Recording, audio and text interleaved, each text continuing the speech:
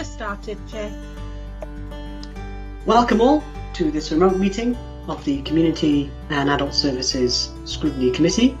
I became a councillor in May 2017. It's been a fascinating few years. I've enjoyed it greatly, and I became a committee chairman just under 2 years ago. I'm going to start on the last few pages, which is the RAG analysis. There's lots of red there. There's red there in relation to the decarbonisation agenda, and there's some red, of course, around COVID. Scrutiny is vitally important to the role of the council.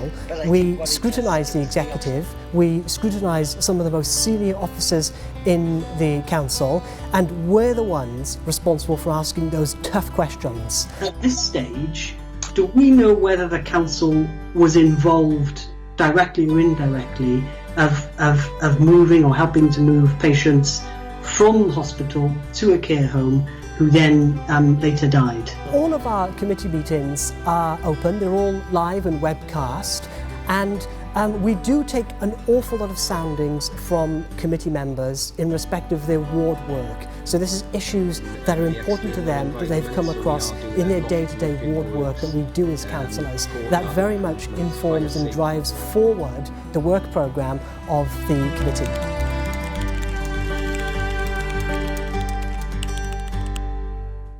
We've been focused on the most important and the most salient issues in the current climate. Only a few months ago we looked at loneliness and isolation and the impact loneliness and isolation has had on Cardiff citizens. We did some important work around that, and we brought together a whole range of stakeholders, important stakeholders that are directly involved in delivering services that can have a positive impact on people in respect of dealing with and addressing loneliness and isolation. In a way, we tend to focus, don't we, on that older age group, whereas of course there's no, and all the research is bearing this out. Children and teenagers can be as lonely as as someone living on their own, an older person living on their own. So I think that for me is why we need a corporate approach. Last year the council decided in the wake of lockdown that we would set up a COVID scrutiny panel, which is something that all the scrutiny chairs joined, and it was our role to scrutinise the cabinet and the executive during the initial few months of the lockdown. And there were some big important decisions being made during that time. For example, there was a lot of quick decisions that the council had to make to ensure that the council was primed and ready to deal with lockdown, and of course to ensure that those people who are disadvantaged and rely most on council services had the services and had the support that they needed.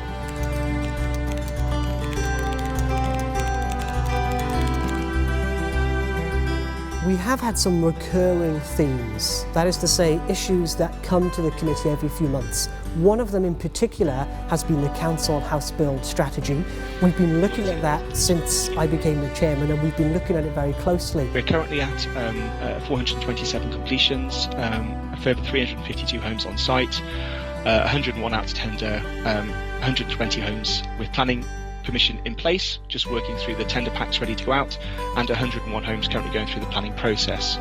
So it's a significant programme covering 59 sites in total, and it does have the capability, if we did everything, if all those sites come forward, then we could deliver in excess of 2,700 new homes.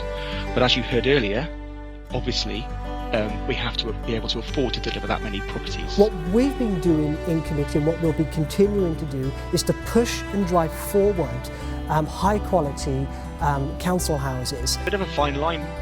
And we've been directly involved in influencing as best we can the design standards that the council uses to design schemes and programmes. So that's a piece of work that I believe to be really important and something that we'll be continuing to do over the next few years so that we can have that positive impact on Cardiff residents. We're also looking forward to get the task and finish arrangements up and running again so we can do those deep dives on those really important issues as well.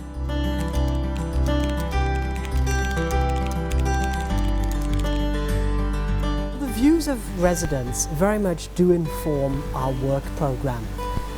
If I think about some of the most important and most salient things that we have looked at over the past few years, they've come from councillors because residents have contacted them directly.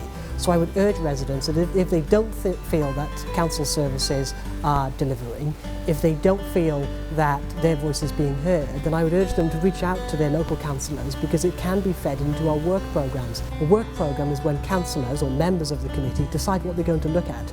Almost always that's informed by what residents bring to councillors. So the more residents engage with councillors, the more we can bring residents' issues and concerns to the table, and we can ask those big, important, tough questions to the executive and to senior officers of the council as well.